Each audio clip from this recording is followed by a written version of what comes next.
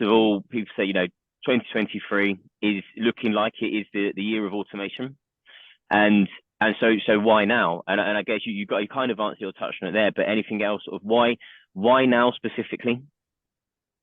I think a lot of the other business challenges had been kind of not solved, but MuleSoft had given us the tools in order to solve a lot of them, and this was kind of the final gap, if it's fair to say. I remember even 4 or 5 years ago when I first started using MuleSoft, maybe a bit longer.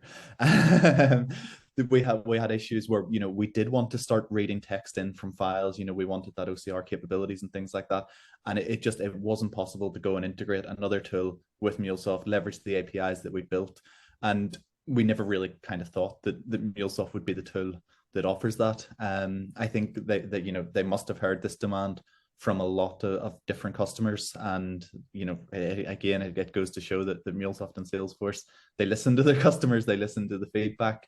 I think this was definitely a gap that a lot of companies had experienced, and it was, I guess, overdue, but it is great that we're seeing it, and it's great that we're seeing the momentum that it's getting and the attention that it's getting in 2023. This is definitely the big product of the year, other than Code Builder maybe.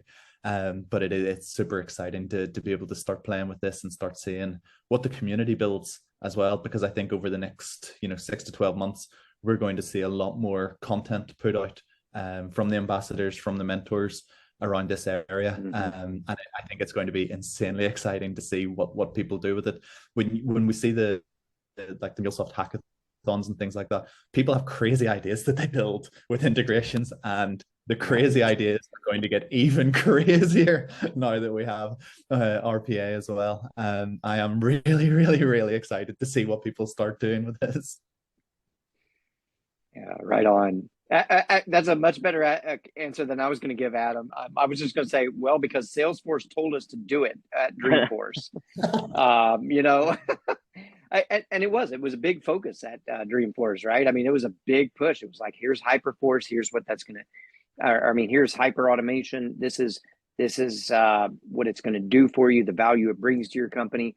And while you're doing it, go out and do some genie stuff too, right? So, it was, I do think a lot of innovative ideas come out of Dreamforce. Like, people walk away from that, and like you said, members of the community, they go out and they start dabbling with it. They start playing with it, and they say, what if I did this here and I used it, let me put these pieces together. And it's incredible to see all of the really amazing innovation that comes out of this community and that they share with each other. That's the thing I love about this, is it's shared with folks, and you're like, hey, look at this thing I did, and let me kind of show. Great, let me fire up a meetup just like this, right? And let's talk about that.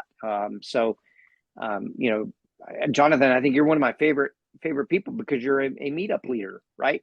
Like, boom, that's an automatic +1 in my book, is because meetups are such the heartbeat of this community, and it's where so much gets shared.